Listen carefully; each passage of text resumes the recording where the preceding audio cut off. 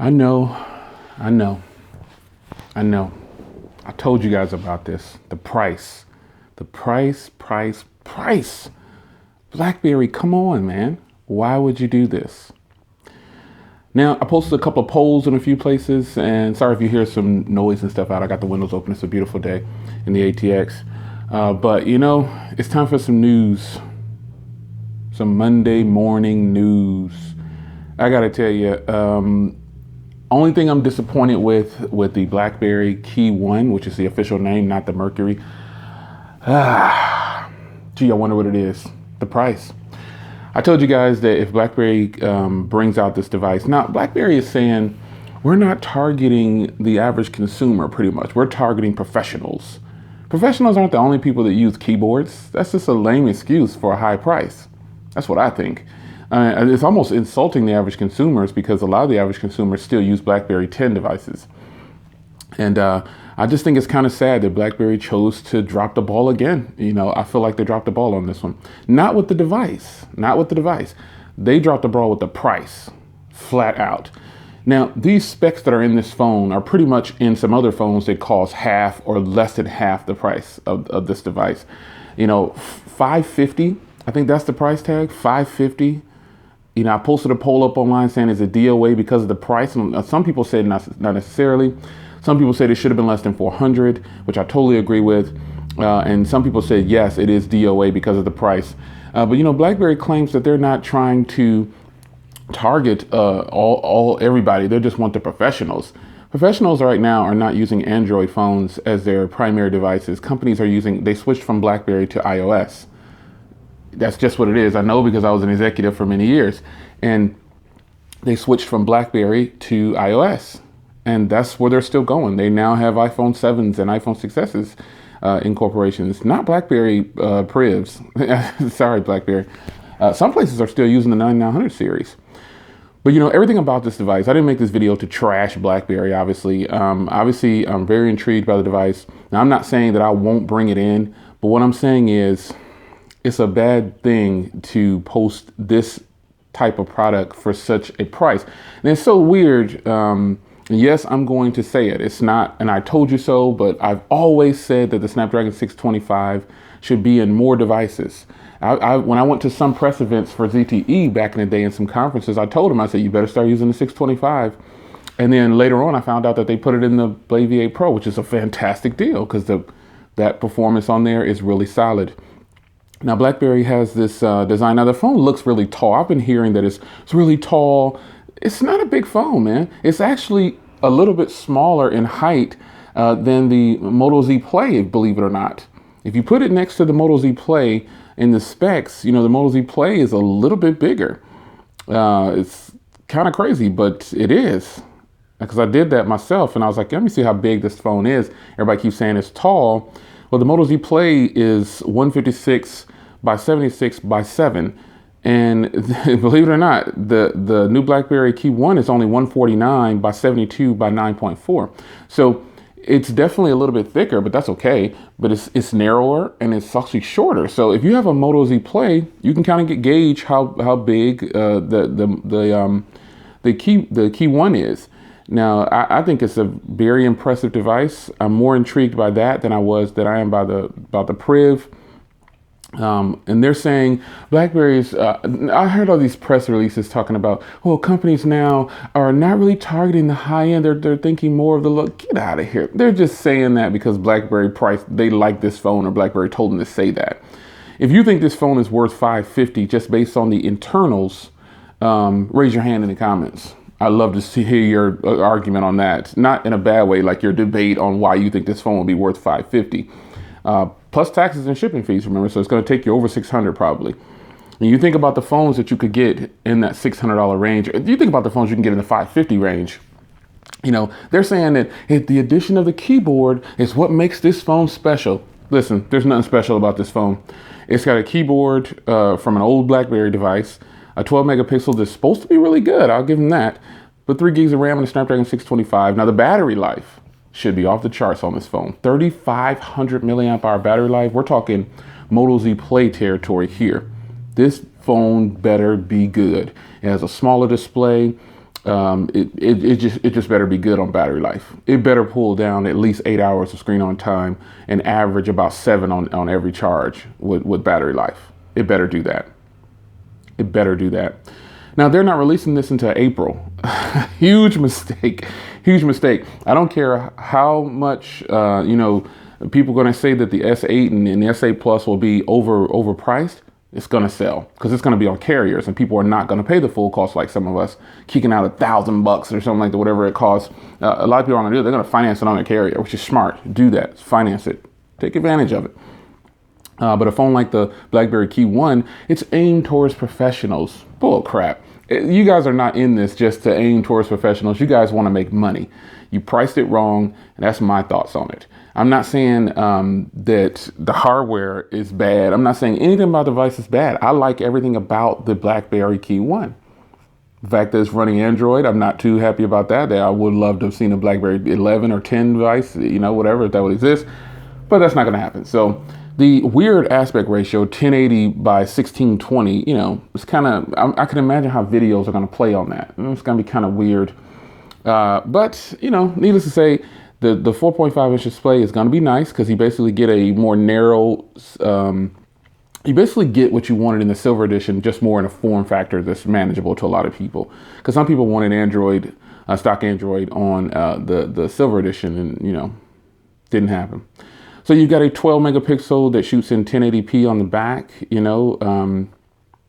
I don't know what the reasoning behind that was, but it can do 4K. That processor can handle 4K. I don't understand it, but not to say that it has to have 4K.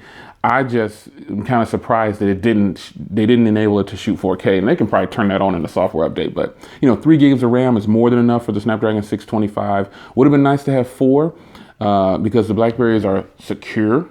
3500 and 5 milliamp hour battery. Let me tell you, I said it before, this thing better be a beast on battery. It better be. Overall, it better be it has 7.1. It's got basically the Passport Silver's body narrowed out, and it looks like a very beautiful device. And I thought it really was going to be a lot bigger than what it is, but it's not. It's actually really small, so it's going to be very manageable. I'm pretty sure that keyboard is going to be cramped. But that's just something that we're going to have to do to deal with. You've got a 12 megapixel 2.0 f2.0 aperture. You've got touch to focus, phase detection, HDR, panorama, all the basics. Got a dual tone LED flash. Nothing that you guys haven't seen before, but it does have stereo speakers, so that should be a plus. So again, you're basically getting some of the silver edition things on this phone. I just, I just don't understand, and the price group is way up in the 9 to 10 price group. This is a lot for this phone, considering it's just an Android phone with a keyboard. Now, you can come in the comments and tell me it's the most secure. What phone do you know is getting a virus? Come on, people, stop buying into this security thing. Phones don't get viruses like that. So, don't worry about getting a virus on your smartphone. Come on, man. Put a passcode on it and keep it moving. No one wants what's in your phone. So you're going to be targeted out. All the gazillions of people in the world that have a smartphone, they're going to target you because you have a BlackBerry and they want to test your security. Stop it. This is pretty much just an Android phone with a keyboard and a beautiful package with a very high price tag for those particular specs. And that's how I feel about it. Now, the Moto Z Play costs even less than this. The Moto Z Play can be found for $400 or less. And it's definitely packing some better, looking things. And I'll say this: the camera on the Moto Z Play, top notch, build quality, top notch, processor and internals are the same, but that one can do better quality on the camera. I shouldn't say it's going to do better quality. This just only shoots in 1080p, but I've heard that the camera is I've heard and seen I'm watching the videos just like you guys, that it looks pretty good. So, this will be one to get in-house and compare it next to a Blade V8 Pro or a Z Play. I think it's more of a competitor for the Z Play. Shout out to Mobile Geezer, man. He posted some photos with the Blade V8 Pro, and it was definitely, it handles its own. He put it up against the Pixel, and I don't know about you guys. You need to go check that video out. Maybe I'll link it in the description. But that phone held its own. That Blade V8 Pro, everybody, it's not, listen, everybody who does the gum bumping probably never buys the devices anyway. And if they do buy it, they just listen to what other people say online, the bigger Pocket Nows and all those guys, and say, oh, don't buy this because it's a mid-range. This is a mid-range device. According to the specs by today's standards, I don't consider it a mid-range device just because of the specs. I think it's more of a premium device. And maybe that's why they internally decided I'm gonna give it a premium price tag. But you know, the BlackBerry KEYone is probably gonna sell to a little bit of the BlackBerry community, and maybe a lot of the BlackBerry community might buy this. But the rest of the world probably won't be too fascinated with it, and they won't even know about it. It's just how it is. You know, same thing with the Silver Edition. The rest of the world probably didn't even really know about the Silver Edition. And I was a strong advocate for the Silver Edition, and I probably will always be an advocate for the Silver Edition. But, you know, BlackBerry, I wish that you would have priced it less than $400. But what can I do? If I want to try it, I got to spend $550 plus taxes plus shipping. Now it is unlocked to work. It doesn't work for those that are going to ask. No Verizon, no Sprint, no Boost, no Virgin, no CDMA, just GSM providers. And you know, you're going to have to get you a GSM prepaid card or something to test out some of these unlocked phones because you're really missing out. But the QWERTY keyboard is like a high point for it. And they were saying that it has, I was looking at some of the keynotes and stuff. They were like, oh, it's got some hidden tricks. There's nothing special about swiping from the edge of the screen to pull out a, you know, your calendar, and the keyboard is touch sensitive. Those aren't new tricks. Oh, and it's got a fingerprint reader in the space bar. That's not a new trick, but it's actually a cool addition to the phone, because having a fingerprint reader on here definitely takes it up a notch.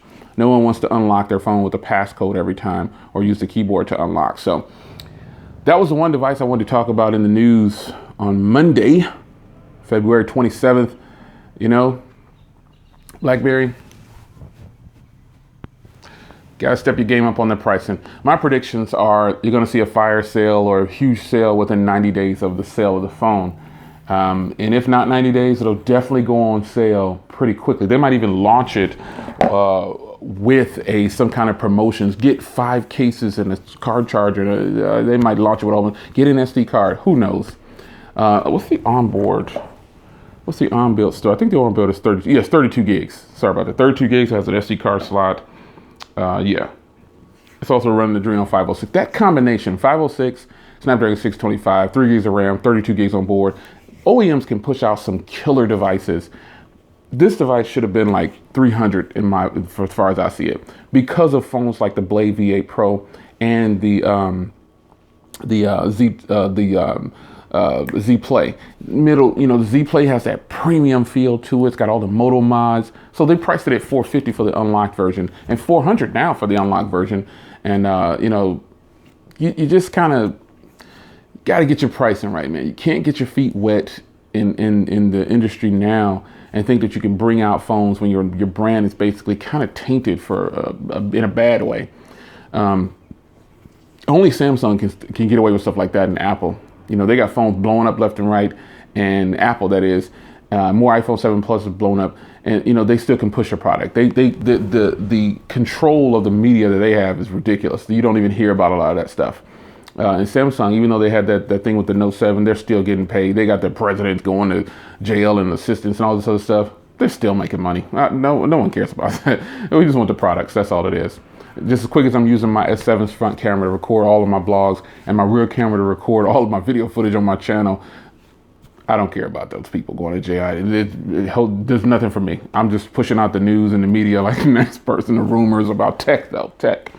So what do you guys think about the BlackBerry KEYone? Monday, February 27th, maybe I'll do a vlog, a live stream. I don't know. We'll see. But tell me what you think about it, the BlackBerry KEYone. What is your thoughts? Let's discuss it. Monday news. Yes, I didn't touch on the G6 because the G6 is beautiful.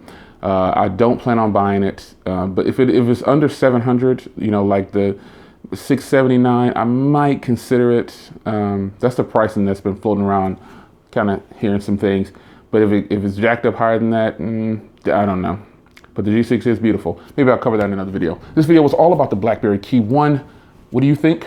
Did they drop the ball? Is it DOA? Should they price it differently? Raise your hand in the comments, like put the little hand up symbol if you know how to do it on your smartphone or tablet or whatever. If you think it's totally worth the $550, and explain why. It's your man Jay Will. I will see you in the next video. Take care.